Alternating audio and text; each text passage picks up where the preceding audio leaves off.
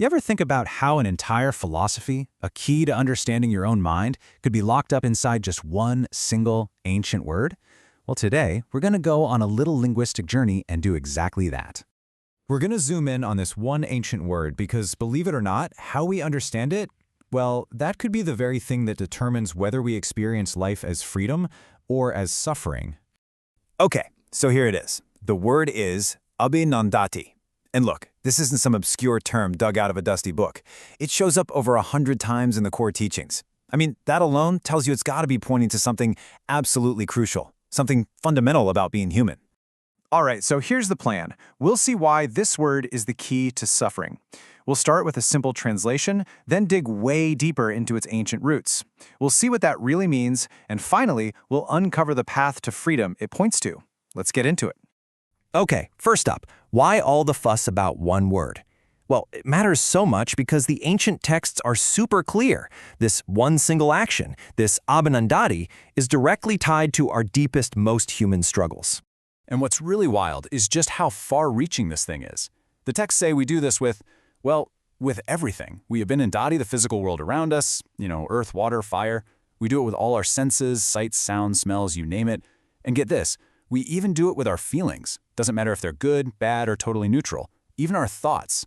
The texts even warn that you can Abhinandati the idea of freedom itself, turning it into just another trap. So yeah, it's a pattern that covers pretty much everything. So what exactly is this all-important action?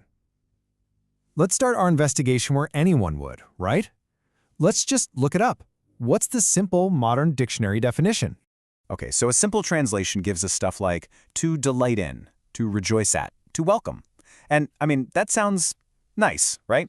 Totally harmless. It sounds so passive, like you're just enjoying a warm day or a good song, you just delight in it. But wait a minute, if this is the root of all our suffering, there's got to be something more going on here, for sure.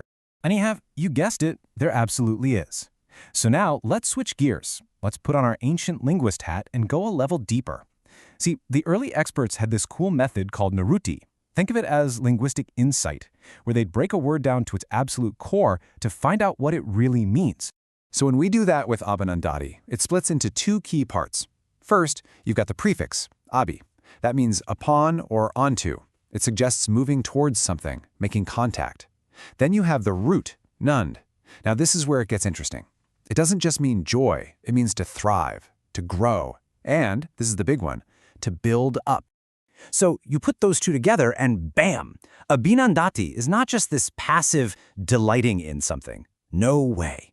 It's an active, deliberate process of building upon an experience. You're literally taking a feeling, a sight, a thought, and you're using it like a brick to start constructing something on top of it. And that one little distinction, it changes everything. So let's try to really see the difference here, because getting this visually is the key to the whole teaching. Okay, so look at this. One little word contains two completely different ways of being. On one side, to delight in, that's just a passive feeling, right? A reaction. But on the other side, to build upon, that's an active construction. See the difference? It's not just about reacting to the world, it's the very act that creates the world of suffering we live in. Let's use a metaphor. Delighting in a feeling. That's like stepping out on a sunny day and just enjoying the warmth on your face. It feels good. It's there for a moment, and then it passes. You're just experiencing it.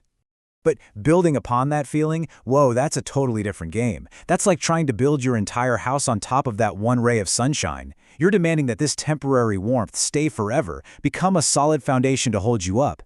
And that right there, that's the whole problem, isn't it? You're trying to build something permanent on something that is, by its very nature, gonna change. And this is so important. This single act of building upon kicks off a whole chain reaction. The texts lay it out perfectly. First, you Abhinandati. You build on an experience. That act creates what they call fuel or clinging.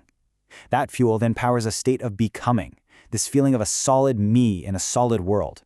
And because that whole world is built on something shaky and temporary, it's destined to lead to stress, disappointment, what they call dukkha, or suffering. And listen, the texts are not subtle about this. This quote says it all. Whoever delights in form delights in suffering. But now we know what that really means, right? Whoever builds upon form delights in suffering. The act of building is the suffering because it's a stressful, impossible project from the get-go. And as long as you're doing that, you're just not going to be free. So, okay, if this one move is what kicks off the whole cycle of suffering, then the way out has to be dealing with it head on. So, what's the alternative? And the solution offered is just beautifully simple. It's Abhinandati. That little na at the beginning, it just means not. So the solution is to not build upon experience. And this is key. It's not saying you shouldn't feel things or you shouldn't enjoy things. It's just about not doing that extra step, that act of construction. And here's the magic. The moment you stop that one action, the whole chain reaction just stops. It's broken right at the source. If you don't build upon a feeling, there's no fuel for clinging. No clinging, no becoming. And without that, the whole rickety structure of suffering just comes tumbling down. So what does this all mean for you and me, like today? It means you can experience everything life throws at you. The good stuff, the bad stuff, the totally boring stuff. But you can learn to catch that little habit of trying to make it all solid and permanent. You can feel the warmth of the sun without immediately trying to build a house on it. You can just let life be what it is, moment to moment. And that leaves us with one last question, something to really think about. Just look at your own mind, right now. That little worry that's buzzing around. That burst of excitement. That old memory you keep playing over and over. Are you just letting it be? Or are you, maybe without even realizing it, using it like a brick to build the world you're living in? So the question is, what are you building your world upon today?